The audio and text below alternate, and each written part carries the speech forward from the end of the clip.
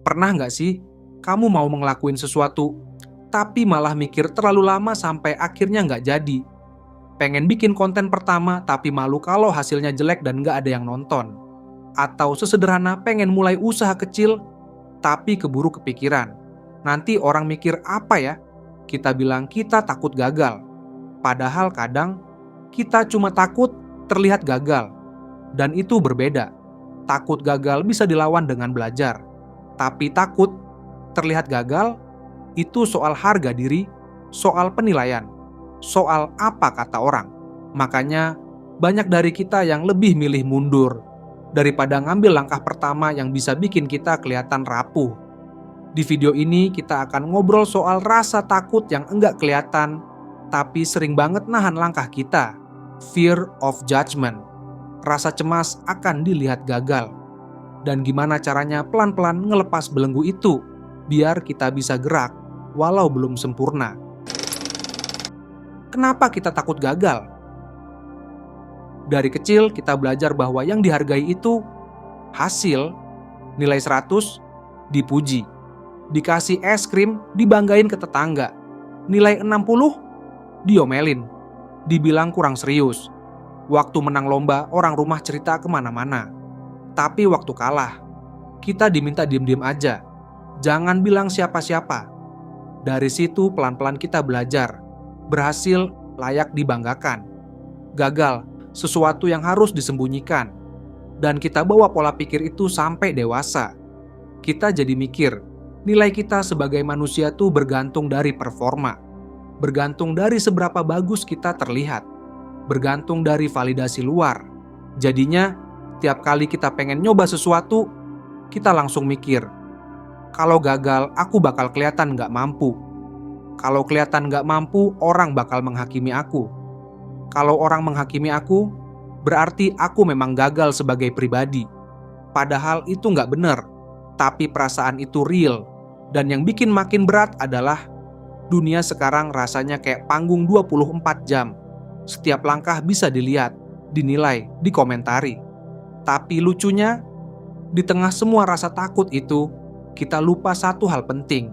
Kebanyakan orang sibuk sama hidupnya sendiri. Mereka mungkin lihat kamu, iya. Tapi itu cuma sebentar.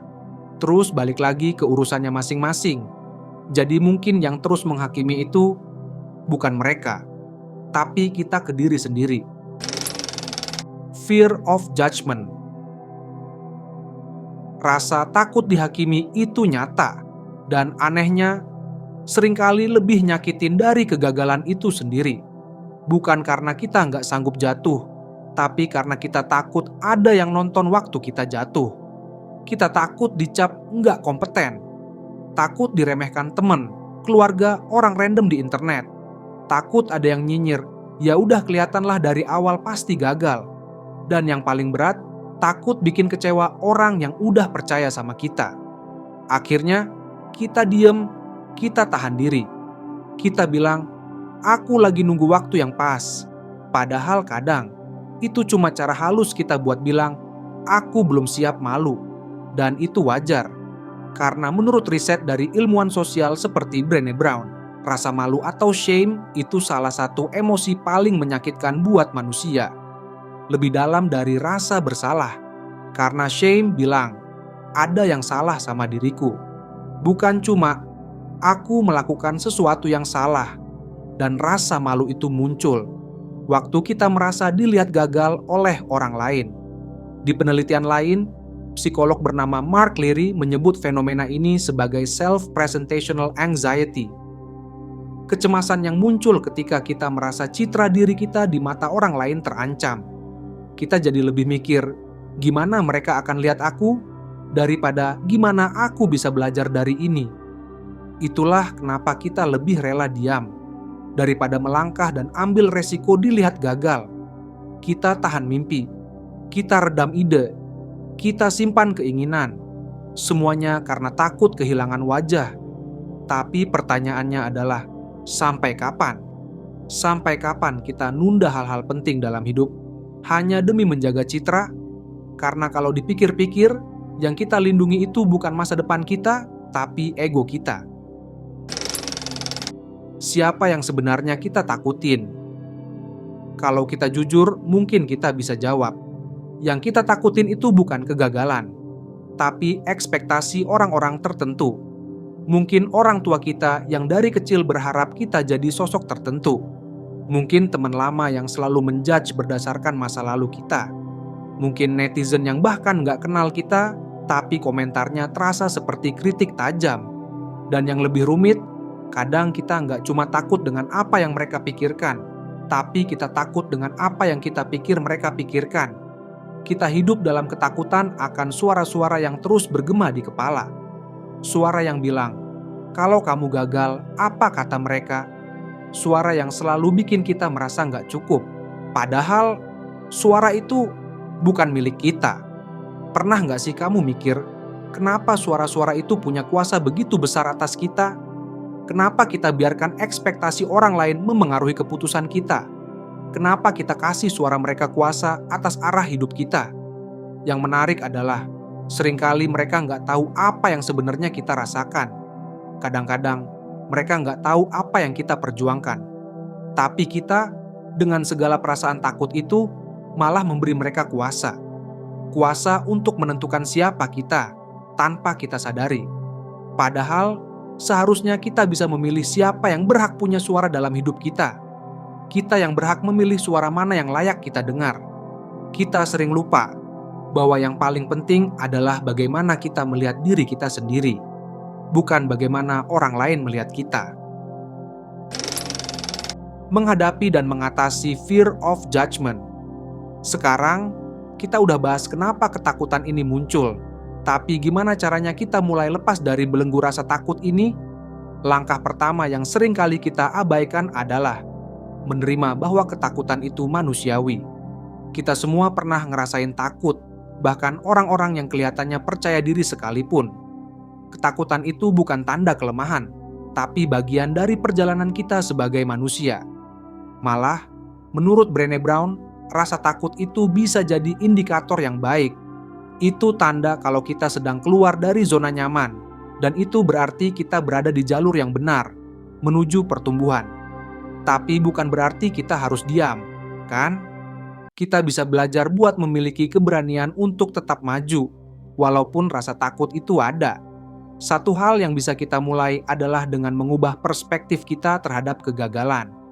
Coba deh pikirin, kapan terakhir kali kamu belajar sesuatu yang penting tanpa gagal sedikit pun? Pasti nggak ada. Kita belajar karena kita berani coba, bahkan kalau gagal sekalipun. Gagal itu bukan akhir cerita. Gagal itu bagian dari proses yang bikin kita semakin kuat dan tahu apa yang harus diperbaiki. Itulah yang perlu kita tanamkan di kepala kita, bahwa kegagalan bukanlah penghentian, tapi lebih kepada pembelajaran untuk langkah selanjutnya. Langkah berikutnya adalah mengurangi dampak besar dari penilaian orang lain. Brené Brown menyarankan kita untuk mulai mengenali bahwa perasaan kita terhadap penilaian orang lain itu lebih sering datang dari dalam diri kita sendiri. Kita yang membesar-besarkan dan menganggap penilaian orang lebih penting dari kenyataan. Dengan mulai menyadari ini, kita bisa mulai mengatur ulang ekspektasi kita terhadap diri sendiri. Ini bukan soal berhenti peduli dengan apa yang orang lain pikirkan, tapi lebih kepada menghargai diri kita sendiri tanpa tergantung pada penilaian eksternal. Berhenti menganggap kegagalan adalah cermin dari siapa kita. Menerima bahwa kita bisa gagal dan tetap layak dihargai.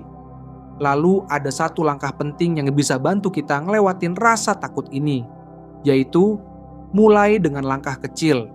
Mulailah melakukan sesuatu yang bisa meminimalisir risiko kegagalan, tapi tetap mengarah pada tujuan kita. Ini bisa seperti berbicara di depan orang sedikit-sedikit atau coba buat konten meskipun takut ada yang bilang jelek. Semakin kecil langkahnya, semakin mudah kita untuk terus maju tanpa merasa terintimidasi. Dan yang paling penting, ingat, kita nggak sendirian. Setiap orang punya ketakutannya sendiri, tapi kalau kita berani mengambil langkah pertama, kita bisa merasakan betapa liberatingnya perasaan itu. Mungkin nggak langsung sukses, tapi kita udah mulai mengalahkan rasa takut itu dengan cara yang sehat. Berani mencoba. Apa hal yang selama ini kamu pengen banget coba, tapi kamu urungkan karena takut dilihat gagal? Mungkin itu mulai proyek yang kamu idam-idamkan. Atau mungkin itu bicara di depan orang banyak, meski kamu lebih nyaman di belakang layar. Atau bisa juga hal kecil seperti berbicara jujur tentang perasaanmu kepada seseorang yang spesial. Apapun itu, yang pasti kita semua punya hal yang tertunda karena rasa takut akan penilaian. Tapi coba deh, pelan-pelan, deketin lagi. Bukan untuk nunjukin ke siapa-siapa, tapi untuk diri kamu sendiri. Untuk hati kamu yang pengen tahu, kalau aku mulai apa yang bisa terjadi? Ketakutan itu wajar, dan kadang memang sulit untuk dipinggirkan. Tapi kita bisa kok melangkah perlahan, mulai dari langkah kecil yang terasa aman. Mungkin kita nggak langsung berhasil, tapi percayalah, kita sudah jauh lebih dekat ke diri kita yang sesungguhnya. Hidup bukan soal kelihatan sempurna, tapi soal cukup berani buat mulai, walau belum tentu berhasil. Mulailah, walaupun ragu. Karena yang lebih penting daripada apa yang orang lain pikirkan adalah bagaimana kita menghargai diri kita sendiri di tengah perjalanan ini. Kita berhak belajar, kita berhak mencoba, dan kita berhak gagal tanpa merasa dihukum. Jadi, apa yang akan kamu mulai hari ini? Terima kasih sudah meluangkan waktu untuk menonton. Semoga video ini bisa memberi sedikit ruang buat refleksi. Kalau kamu merasa ini bermanfaat atau ada hal lain yang ingin dibahas lebih lanjut, silakan komen di bawah. Aku sangat senang dengerin pendapat kamu. Dan kalau kamu merasa channel ini bisa jadi teman perjalananmu, jangan lupa subscribe biar kita bisa terus berkembang bareng. Sampai ketemu di video selanjutnya.